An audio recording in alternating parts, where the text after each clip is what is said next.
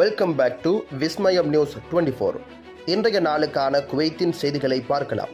செய்திகளுக்குள் செல்ல முன் எமது சேனலை சப்ஸ்கிரைப் செய்து கூடவே நோட்டிஃபிகேஷனையும் ஆன் செய்து வைத்துக் கொள்ளுங்கள். நாங்கள் பதிவிடும் வீடியோக்களை தவறாமல் பார்க்க முடியும்.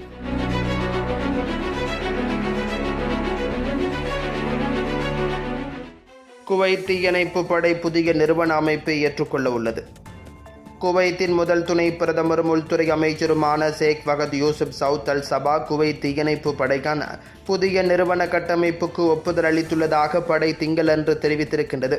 2025ஆம் ஆண்டின் தீர்மான எண் 12 கீழ் வெளியிடப்பட்ட புதுப்பிக்கப்பட்ட கட்டமைப்பானது தீயணைப்பு படை தலைவர், 2 உதவி துணை செயலாளர்கள், 6 துறை தளபதிகள் மற்றும் அவர்களுடன் இணைந்த துறைகளை கொண்ட ஒரு படிநிலையை நிறுவுகிறது என்று KFF செய்தி தொடர்பாளரும் மக்கள் தொடர்பு மற்றும் ஊடகத்துறையின் இயக்குநருமான பிரிகேடியர் ஜெனரல் முகமது அல் கரீப் குவைத் செய்தி நிறுவனத்திடம் தெரிவித்திருக்கின்றார். படையின் மூலோபாய நோக்கங்களை அடைதல், செயல்திறனை மேம்படுத்துதல் மற்றும் அதன் செயல்பாட்டு முறையை நவீனமயமாக்குதல் ஆகியவற்றை நோக்கமாக கொண்டு இந்த மறுசீரமைப்பு மேற்கொள்ளப்படுவதாக அல் கரீப் குறிப்பிட்டுள்ளார். நியாயமான வங்கி நடவடிக்கைகளுக்கு குவைத்தின் மத்திய வங்கி 7 விதிகளை வகுத்திருக்கின்றது. மறுமதிப்பீட்டுக்கான டிராக்குகளை ஒத்திவைக்க மார்ச் மாத இறுதியில் வெளியிடப்பட்ட சுற்றறிக்கையை தொடர்ந்து உள்ளூர் வங்கிகள் டிராக்குகளை மீண்டும் தொடங்க குவைத் மத்திய வங்கி 7 விதிமுறைகளை நிர்ணயித்துள்ளதாக சொயாசா நாளிதழ் தெரிவித்திருக்கின்றது. இந்த விதிமுறைகள் வெளிப்படைத்தன்மையை மேம்படுத்துவதையும் நடைமுறைகளின் ஒருமைப்பாட்டை உறுதி செய்வதையும் நோக்கமாக கொண்டுள்ளன என்பதை வலியுறுத்தி நாளிதழ் சுற்றறிக்கையில் நகலை பெற்றுள்ளதாக தெரிவிக்கப்படுகின்றது. குறிப்பாக இந்த பரிசுகளில் சில வங்கி தயாரிப்புகளின் ஒரு பகுதியாக வாடிக்கையாளர்களுக்கு வழங்கப்படுவதால் மார்ச் மாதத்தில் நிர்வாக விதிகளை செயல்படுத்துவதை உறுதி செய்வதற்காக டிராக்குகளை ஒத்திவைக்கும் முடிவை தொடர்ந்து வங்கிகள் சமர்ப்பித்த மதிப்பீட்டு முடிவுகளை மதிப்பாய்வு செய்த பிறகு டிராக்குகளை மீண்டும் தொடங்குவதற்கு பொருட்கள் மற்றும் சேவைகளின் விளம்பரம் மற்றும் மேம்பாட்டுக்கான ஒழுங்குமுறை மற்றும் மேற்பார்வை தொடர்பான சட்ட எண் 2 பிரிவு 1995 படி வர்த்தகம் மற்றும் தொழில்துறை அமைச்சகத்திடமிருந்து அங்கீகாரத்தை பெற வேண்டும் என்று மத்திய வங்கி சுற்றறிக்கையில் தெரிவித்திருக்கின்றது. இந்த சுற்றறிக்கை வங்கிகள் இந்த விதிமுறைகளை பின்பற்ற வேண்டும் என்று கட்டாயப்படுத்துகிறது. வாடிக்கையாளர் கணக்குகளில் நடத்தப்படும் டிராக்குகளை ஆய்வு செய்வதற்கு பொறுப்பான வெளிப்புற தணிக்கை அலுவலகத்தை சுழற்சி முறையில் மாற்றவும், 2 டிரா பரிசின் மதிப்பை பொருட்படுத்தாமல் வாடிக்கையாளர்கள் கணக்குகளில் வங்கியால் நடத்தப்பட்ட அனைத்து டிராக்குகளையும் வெளிப்புற தணிக்கை அலுவலகம் மதிப்பாய்வு செய்யும். 3 வெளிப்புற தணிக்கை அலுவலகத்தின் பணிகளில் வெற்றியாளர்களை தேர்ந்தெடுக்க பயன்படுத்தப்படும் மென்பொருளை கண்காணிப்பதும், இந்த தேவைகளுக்கு ஒரு தொழில்நுட்ப ஆலோசகரை நியமிப்பதன் மூலம் இந்த திட்டங்களின் தொழில்நுட்ப தேவைகளை தரப்படுத்துவதும் அடங்குகின்றது. 4 வங்கியால் ஒதுக்கப்பட்ட அலுவலகம் அல்லது ஒரு வெளிப்புற தணிக்கை அலுவலகம் வர்த்தக மற்றும் தொழில்துறை அமைச்சகத்தின் தொலைநோக்கு பார்வைக்கு ஏற்ப அவ்வப்போது சுழற்சி முறையில் பணம் எடுக்கும் செயல்முறையை மேற்பார்வையிட நியமிக்கப்படும். 5 உள் தணிக்கை துறை வங்கியால் நடத்தப்படும் அனைத்து டிரா செயல்பாடுகளையும் சுயாதீனமாக தணிக்கை செய்து ஆய்வு செய்யும். இதில் இந்த செயல்பாடுகளுக்கான வருடாந்திர உள் தணிக்கை திட்டமும் அடங்குகின்றது. 6 டிரா செயல்முறையின் நேரடி தானியங்கி ஒளிபரப்பு மற்றும் அனைத்து டிராக்களின் வெற்றியாளர்களின் பெயர்களையும் வலைத்தளம், சமூக ஊடகங்கள் மற்றும் பல்வேறு ஊடகங்களில் வெளியிடுதல் ஆகும். 7 தேவைப்படும் போது குறிப்புக்காக டிரா முடிவுகளின் விரிவான பதிவுகளை பராமரிக்க வேண்டும். குவைத்தில் விவாகரத்து அதிகரித்து வருகிறது. திருமணத்துக்கு முந்தைய வழிகாட்டலுக்கான உந்துதல் அதிகரித்திருக்கிறது.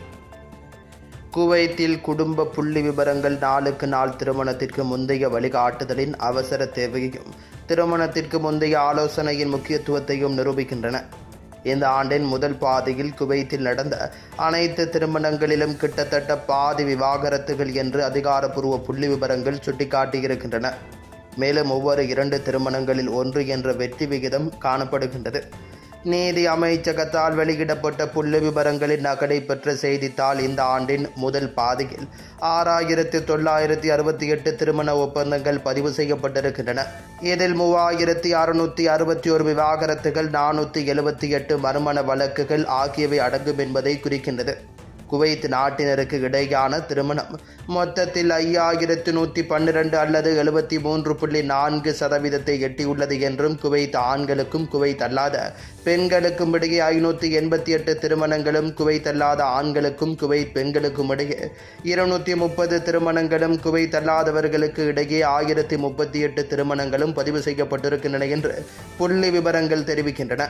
விவாகரத்தில் குவைத் ஆண்களுக்கும் குவைத் பெண்களுக்கும் இடையே 2198 அல்லது 60% விவாகரத்துகள் பதிவாகியிருக்கின்றன. அதனைத் தொடர்ந்து குவைத் ஆண்களுக்கும் குவைத் அல்லாத பெண்களுக்கும் இடையே 553 பேரும், குவைத் அல்லாதவர்களுக்கு இடையே 676 மற்றும் குவைத் அல்லாத ஆண்கள் மற்றும் குவைத் பெண்களுக்கு இடையே 234 விவாகரத்துகள் நடந்துள்ள என்றும் புள்ளி விவரங்கள் தெரிவிக்கின்றன.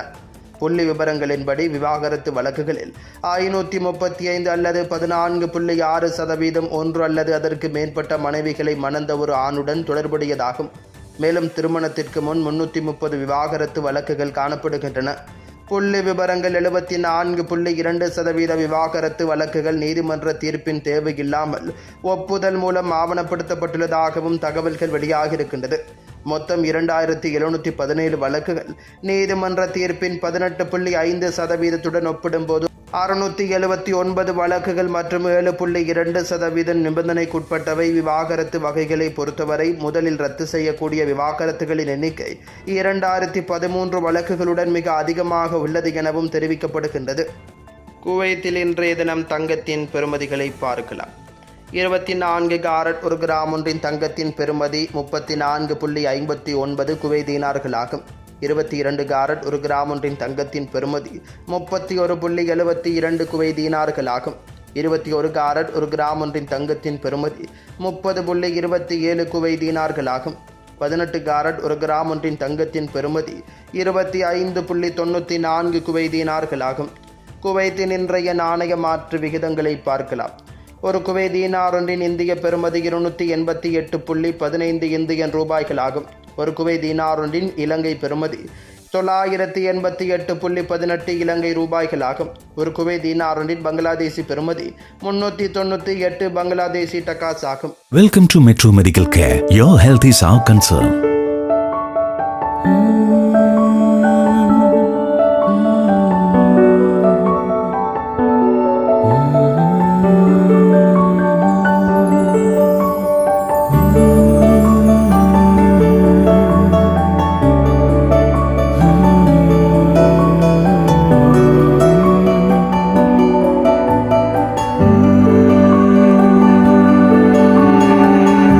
It's our policy at Metro Medical Care to provide you with the best care, concern and cure with the advanced facilities whether you can afford it or not.